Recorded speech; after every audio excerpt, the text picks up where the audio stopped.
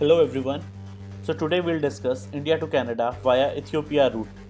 This is probably one of the most preferred routes people are choosing to travel to Canada from India during the travel ban between the two countries. I have also covered India to Canada via Serbia route in a separate video. You'll find the link in the description.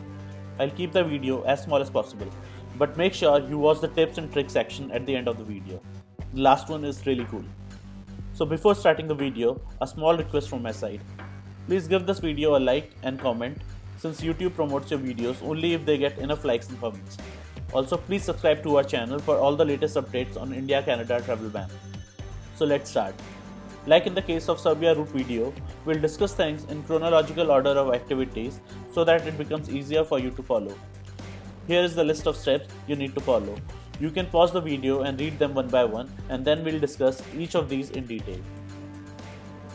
So unlike Serbia, you would need a visa to enter Ethiopia, but the good thing is that this visa can be applied online and it takes less than 2 hours for the approval. You can go to their portal and apply for the visa. Fee for the same is around $52. You'll find the link in the description. Next step is to book your flights to Ethiopia. Now we are seeing one cheap option via Dubai at 25,000 Indian rupees, but as far as I know, even transit from Dubai is not allowed for Indian nationals. Just in case it's allowed, then you can actually take this flight. Else, you have Turkish Airlines, which would set you back by around 50,000 Indian rupees. Next, book your flights from Ethiopia to Toronto. Although you have many options available, some via Cairo, some via Frankfurt, etc., but I would advise you to take this particular flight, which is via Dublin.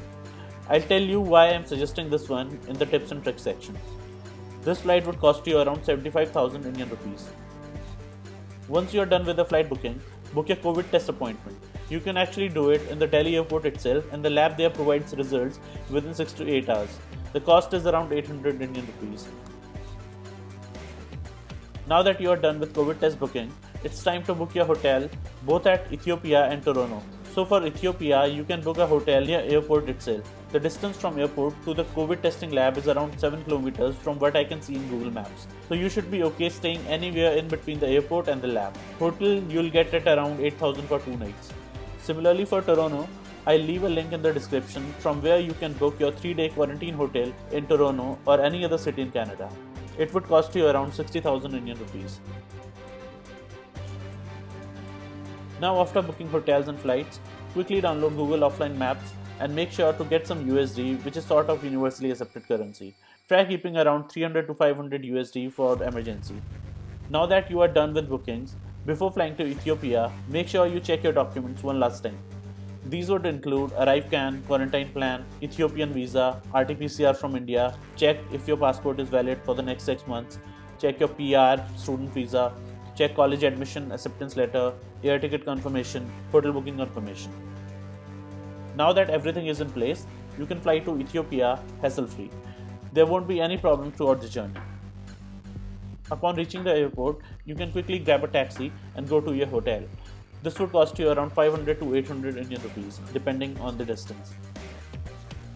As soon as you freshen up, you should go for the RTPCR test at Budesi Diagnostic Center. If your onward flight to Toronto is next day or same day, else you should do it 1 day before your onward flight.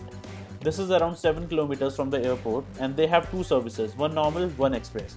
Try getting the express one. Even though their website says $70 for the express service, as per people who have taken this route, they are currently charging $100 for the express service. This leg also would be as smooth as the last leg, provided you have the complete documentation with you. It would be a long flight, so make sure you carry your head pillows with you. Tip number 1, sometimes Google Maps won't show you the Budesi Diagnostic Center, so you can check their address on their website and you can search in Google Maps using that instead. This would help you out.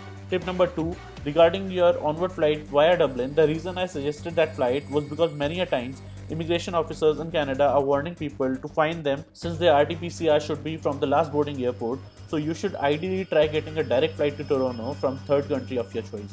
Since the flight I suggested is via Dublin, you are not actually required to deboard the plane and it just fills up the fuel and proceeds with the flight from Dublin.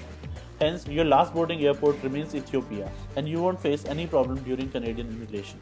One more tip I would give you is to book a hotel that provides free airport shuttle service, since many of them do actually provide shuttle service free of cost. One last tip I would give you is to get an IndusInd World exclusive card. This card has a zero cross-currency markup for various currencies.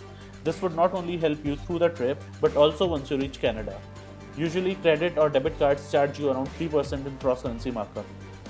Regarding the cost, it will cost you around 2,10,000 in total, and you can see the breakup on the screen. So with this, we'll end our video. If you like this video, please give us a thumbs up and subscribe to our channel. Thank you for watching.